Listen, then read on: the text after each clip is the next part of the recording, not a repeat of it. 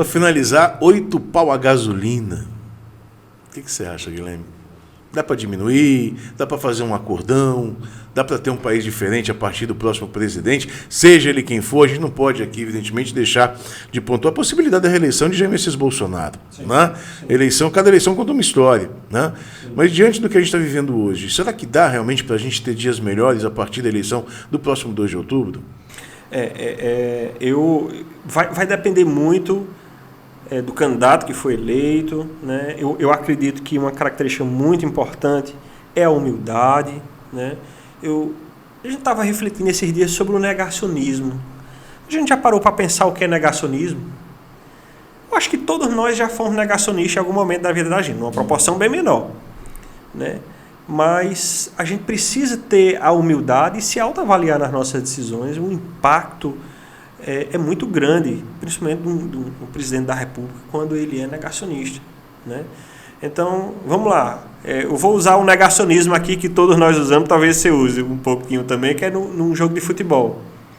O cara que torce o São Paulo, por exemplo, se o São Paulo perde, ele diz, realmente, meu time estava ruim e o seu estava melhor. Ele não diz isso. O juiz roubou. Eu ia te perguntar, quando é que o torcedor vai dizer uma coisa dessa? Jamais eu não digo no torcedor. Pois é, então o que eu estou querendo dizer é que às vezes a gente traz isso para decisões sérias da vida da gente. E se a gente não parar e não tiver... Eu acho, a geração talvez de Bolsonaro, é uma geração um pouco mais antiga, você dizer que errou é feio, mostra insegurança, mostra incompetência. Na minha geração é bonito você dizer, eu errei. E consertar o erro. E vou consertar o erro. Então, acabou que talvez esse negacionismo vá custar a eleição dele. Tá entendendo? E hoje eu vejo muita gente que era muito apoiador de Bolsonaro já não apoia mais por conta do posicionamento dele. Não tem como, a ciência, o mundo todo mostrou que aquela vertente não era correta. E até incongruente, porque negava, mas comprava vacina.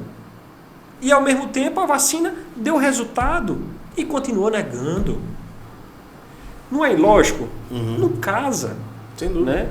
Então, às vezes, isso é muito grave. Então, eu acredito, no caso dele, que essa autorreflexão era o principal ponto. Né? Mas eu acredito que um presidente aliado... O presidente Lula teve ótimos resultados. O pessoal, alguns querem até dizer, mas foi plantado por Fernando Henrique Cardoso, né? Está colhendo os frutos, mas não é bem assim. Né? Ele também teve os méritos dele, ele soube fazer um bom proveito da economia naquele momento.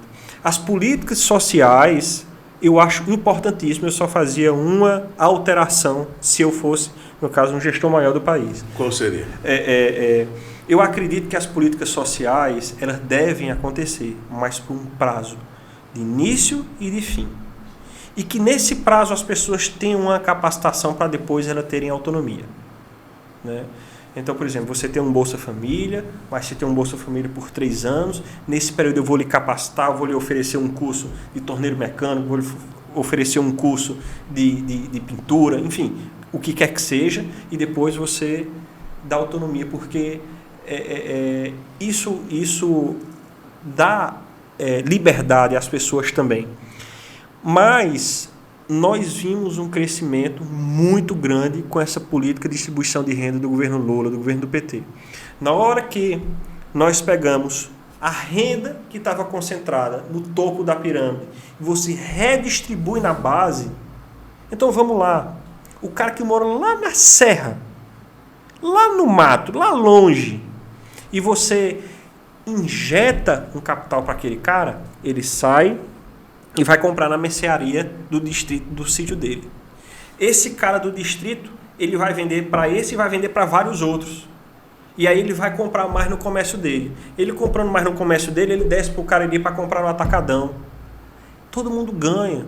Aumenta o transporte, aumenta o consumo, o dinheiro, a economia, o dinheiro precisa circular. A economia vive com o dinheiro circulando. Se o dinheiro ficar parado, a economia não anda. Então isso foi uma sacada fenomenal do presidente Lula. Na hora que ele fez esse programa de redistribuição de renda, né, ele conseguiu movimentar toda a economia, porque ele colocou lá embaixo da base da pirâmide. Né?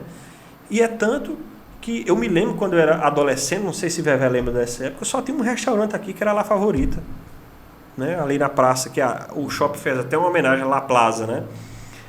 E todo restaurante que botava quebrava. Botaram um do outro lado da praça, que era até o Carlão, não sei, quebrou, e vários outros que tentavam abrir quebrou.